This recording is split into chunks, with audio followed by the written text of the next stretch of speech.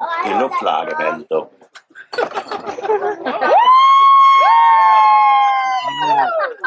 Did you just do this? Did you crack on? Everybody had the rotten tomatoes. In case Introduce. needed. Oh my God. Did you See when you're rolling? He's introduced himself. Well, most I don't know what he people said. me. Okay, this is my son, Michael. Yeah, Michael. My purpose here right now is to introduce the guest of honor standing behind me. I was his firstborn child. All right. Without further ado, Vombola Ray. It's actually Raig. Oh. Ow. Michael.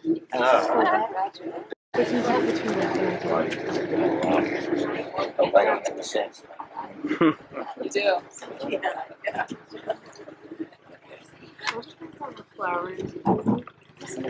You know, standing there, I figured out that I'm getting pretty damn old. And the year I was born is between the two world wars, you know, which are the first and second. And I think almost exactly that point, somebody who knows history can figure out when I was born. Now, Tony is gone. Tony could have said right like that, you know. Where's Tony? Okay. I just woke him up. Oh, yeah. Yeah. Well, get him out of here. He has some figuring to do. He was. Oh, yeah, I should have done that. You needed Tony for your opening line. Huh? You had this all planned. No, I was just standing there figuring when I was born. I figured that out. Right? I know. Is this a contest? Do you have gifts, prizes, monetary, something? No. Is the air conditioning working? What's that? Is the air conditioning working? I'm feeling it. It's good. It's nice. Oh, yeah. It does. Well, it feels less for me because I'm drunk off.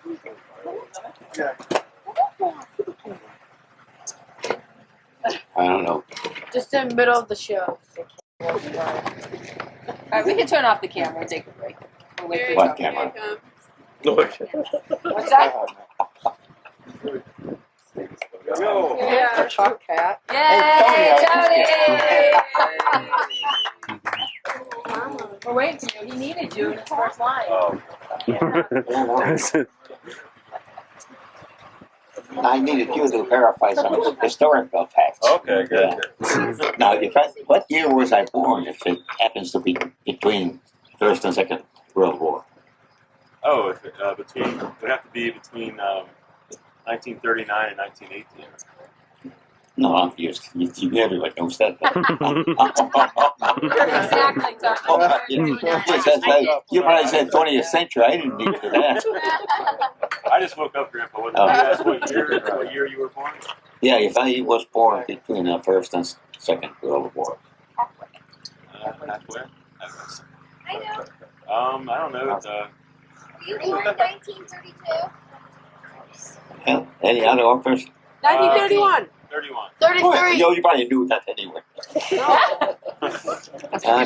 Too stupid to figure out the other way. Right. Yeah. That's our film. But anyway, that Whatever. makes me pretty damn old. No. But the other thing is, where was I born?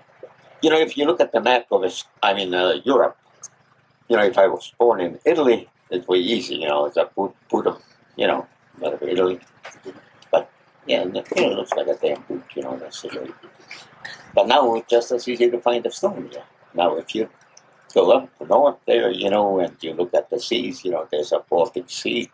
And this is, if you look at the Baltic Seas, you know, you shape of it, you know, there's like a head, and there's a head is like out for Bothnia. Then coming down, you have the top of Finland, you know, like one of the arms. Come down, there's another arm going, and that's the top of Riga. And you know, between those two arms, but the whole shape looks like an angel. You know, okay. And in the arms of the angel is Estonia. Because that's between the Gulf of Finland and the Gulf of Riga. And there I was. Now, Now you can find Italy, and now you can find Estonia. Just look for the angel, arms outstretched, and there's Estonia between the arms. Between the arms of the angel. God, I haven't told so much. Very poetic. In the arms of the angel, Grandpa. And someone said 1931, so it makes me I talk about that. Makes me old. And when I was born, then I didn't always speak perfect English like this,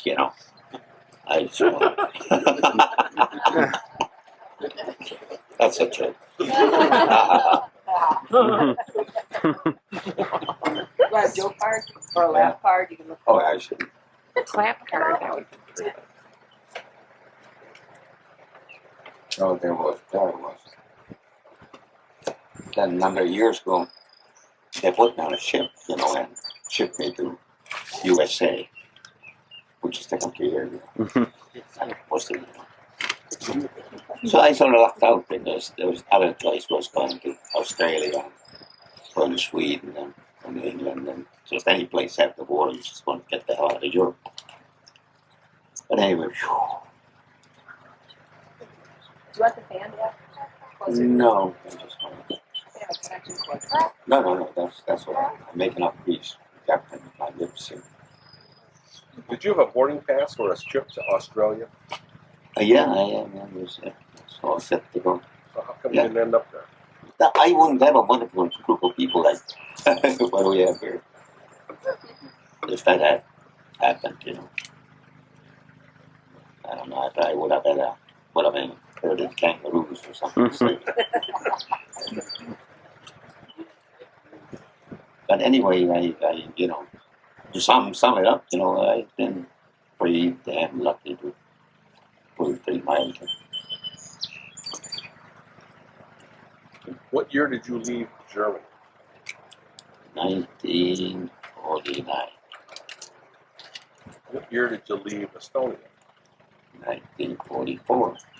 Okay, we're gonna have to get up on the mic. If you've got a line of questioning, do you want to go up with Dad? Yeah, so make the questions, and Well, no, we got to hear the You have to questions repeat the question. because he's giving dates and we don't know what's going on film. Tell me the rules. I need somebody to verify that. It's embarrassing. Or Dad, when he asks, if he says, "When did you leave Estonia?" you can say, "I left Estonia." So. No, Answer in complete Okay. sentences. Okay, can you do that? Just put the question I in the might sentence. remember it. Yeah. All right, good. Who said that? Me. Mike? Boy, Mike Boy, said. North Olmsted Education's working. He repeated what one of mine. Oh, okay. Uh-oh. The two sides. Is there Let's see, you a got some? question in the answer? Good question and the answer. Are we done? So, Dad, when did you leave Estonia? And then you got to repeat it. Try to repeat it again. Well, yeah, because we wasn't on camera. Yeah, I left Estonia. Okay. Instant replay. I gotta say the same number. I left Estonia in 1944. Mike. Yes. Mike, Just trying to get the thing out of my face. Dad, can you tell us the story of your journey from the Which time journey? you knew you were going to be leaving your homeland, in your home with your family, and how that all transpired and why, and your journey out of your home. Could you use the microphone to ask questions? Yeah, that was a long one, so I should. That's all right. But It's that's picking it up, I'm sure. Okay, You're fine. all the way to Germany and then to the U.S. So the Oh whole. God, that's sort of a long and boring story. No, that's why we're here. Well, Estonia, that was simple enough because 1944, the way the war was going, the Germans were going to be beat finally, and there was a bunch of Estonian soldiers fighting the Russians, Hey, that's right. how is it? Oh, that's right. There was a war going on. And going back a little bit further, because I was deathly afraid of the communists. To go back here, my father, he was arrested by the communists.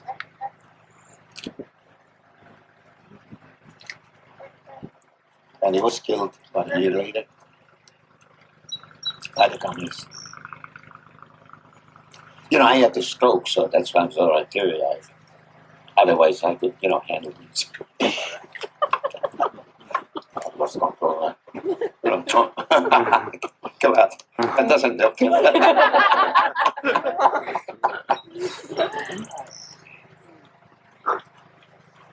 used to cry at Little House in the Prairie, Dad. No, So that- just a stroke. that was the way it went with the Russians, because it wasn't only my dad, but I also had our uncle. My uncle was a lawyer. I don't know if that had to do it, but he was executed by Russians also. So, I had no love for Russians, communists, or any of that sort of thing. So anyway, I was still young enough, so I did not join any armies. If I had been a little bit older, I would have. But anyways, the Russians were coming, and we had a chance to get the hell out of Estonia. So my uncle and my aunt.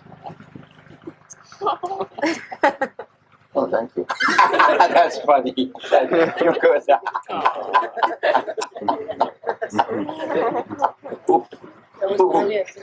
Who started that?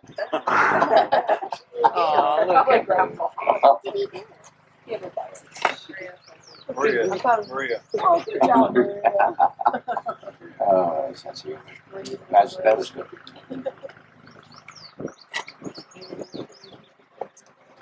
Your aunt and uncle. Double tissues. Well, my uncle worked for a research institution there, and the Germans decided to evacuate the whole institution. Everybody who worked there, and since we were relatives, we were in a bunch, so they put us on a train and we went up north for a while. Yeah, And can you tell me? meanwhile, you could almost hear the noise of the war, cannons and stuff. And so I guess they weren't going that far off. And you could see, you went down a little bit, down the country lane, you could see the soldiers digging in. So we got on a train and we went up north a little bit. And that was everything. Even we had a horse that was put on the train with us, And the horse had a little horse. I mean, the horse. What do you call that? Horse? What's a little horse? Pony. Colt. Tony? Little Colt? Tony? Pony? Pony. No, ponies. Not Tony, pony. Tony, not Tony. A fowl. Isn't it a fowl? Or a Colt. Foal. Foal. A deer. Yeah. Anyway, we had on those. Fowl. Joe says small horse. A baby horse. And then, if you really look at the map, off the western coast of Estonia, there are two islands, Iumaya, Saaremaa. Where's our Estonian expert? Sarah?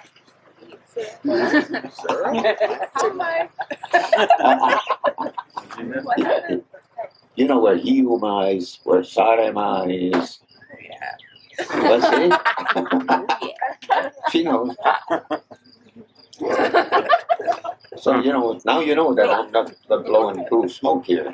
It's been verified now. So you left from where, Dad? Tell them what town you left from. We left from Tartu. Took a train up north to Tallinn. That's where you're going to land on the map from right. And from Tallinn, we took a train again to the western coast of Estonia. And from there, there's a little farm or, little ship where you put the horse and fowl or whatever. And then we on that island and waited there for a little bit. And then the guy who was in charge of this institution that my uncle worked for, he got us on a German ship to, and we went to.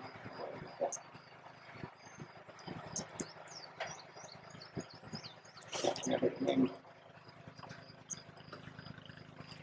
Another scene here, a moment. This was with Uncle. But no. So anyway, it was sort of exciting on the ship because at the time there was a lot of ships being sunk out Russia.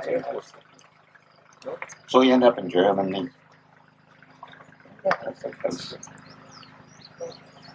So another thing on a train, and we went to Berlin, and a little bit further there was a transient camp,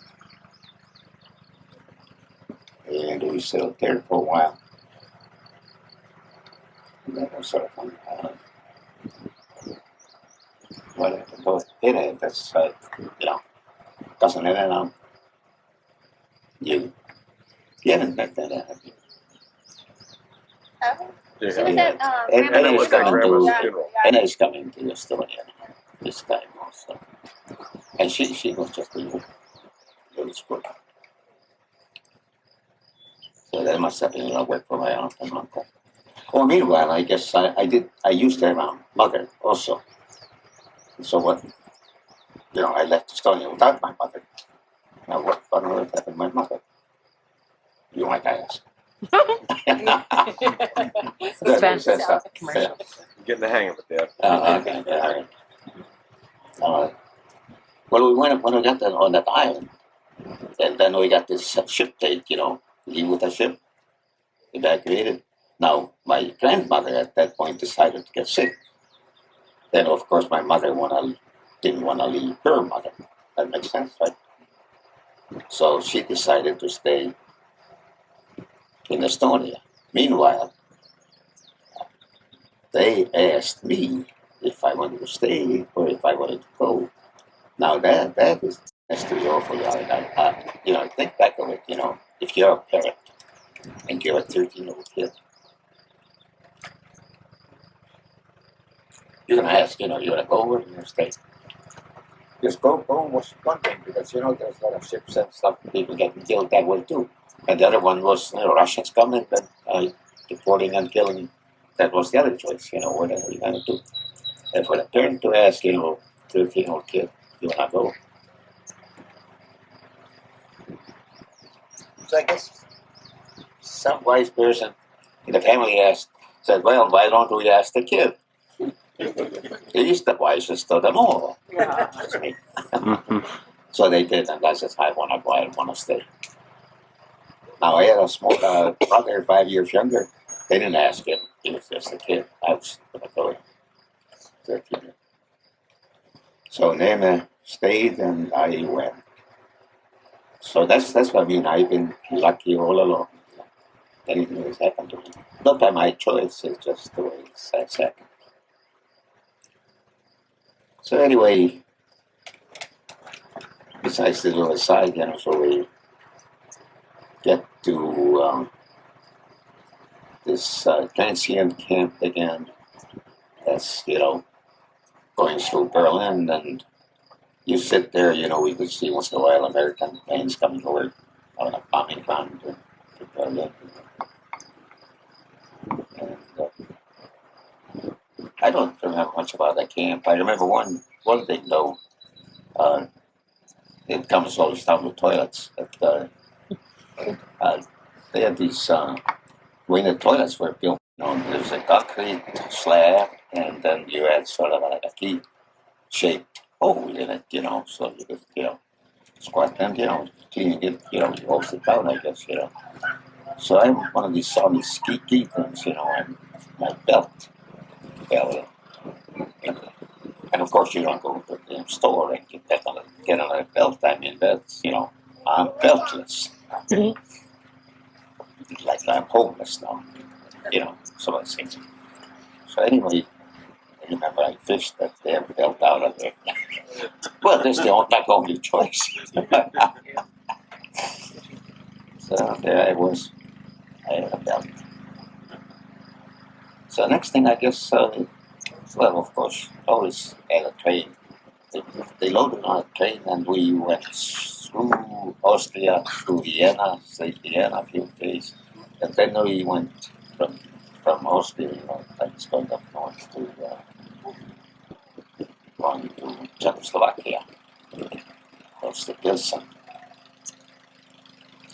And we stayed there for a while, from the fall until, the next year, Americans came, Russians were close to them. And that was a great year. I had a good buddy of mine. Great.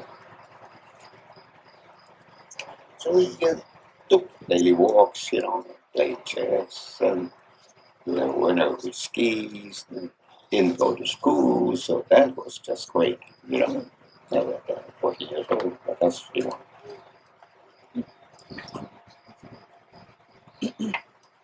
that really worked out. And also Czechs really did not like Germans, and my uncle working for the Germans, research them, so it could have been bad, but then my uncle got to know the guy who owned the apartment that was allotted for us. And I guess they just told him, we got these two people and they're going to stay with you, just no choice. And at that time,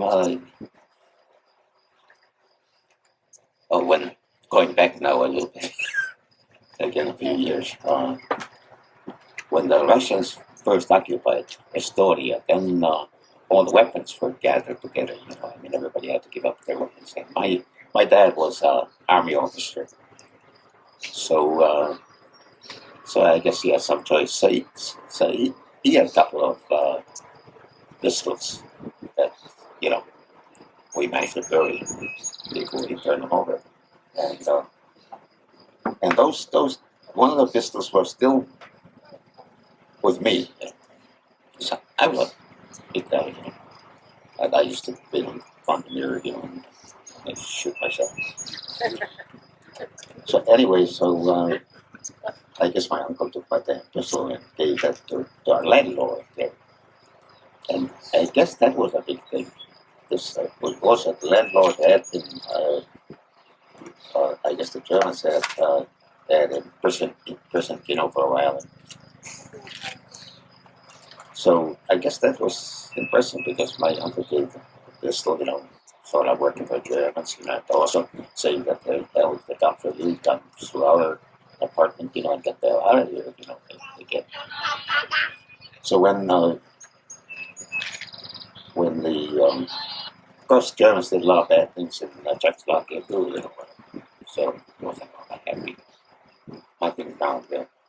So but I think that the association with my uncle and the pistol and what have you and my good looks. So when Americans came in, then I guess all the Germans were more or less gathered together, and they were just given minimal food stamps and all this stuff, But we got the same stamp, the food stamps that that Czechoslovakian people got, and that was due to our landlord. The Czechs were really brutal because the Estonian servicemen that were in the German army, they were just thousands of them were executed by the Czechs. So there's some very sad stories there. But anyway, we didn't execute us or anything. But also, we saw the Russians. Russians were damn close, I would say, 10 miles from us. We thought, get any closer, we'll get the hell out of here. But anyway, so eventually, all the Estonians that were there, they were gathered together, and there were a couple of American trucks, we got on these American trucks, you know, and a couple of American soldiers, I imagine it must have been maybe a sergeant in charge of this convoy. And they took us to Pilsen, you know, so we could see all these prisoners of war, so there's fields of prisoners of war, you know. And then first place that this American truck driver drove us was a Russian camp, you know. So, and they said, okay, here we are. Of course, nobody got off the truck, you know, and with that noise, you know. And we did have one lady that spoke English, you know, which helped a lot, I think. And she told me that we don't belong here, we want to be here, and told me we will not stay here. So, okay. So they drove around Pilsen, they were all, and then we are in another Russian camp, you know, scary as all hell, you know. But we got out of there, and they put us into a but that been a SS camp, you know. So that's really nice parks, you know, and a swimming pool, and you know, they put some nice powder down our shirts, you know, before us, you know. So you know, and I guess I was not thought about. I wasn't a deep thinker at the time, but I'm just thinking back to it. Lucky again. So back on the train, back to Germany.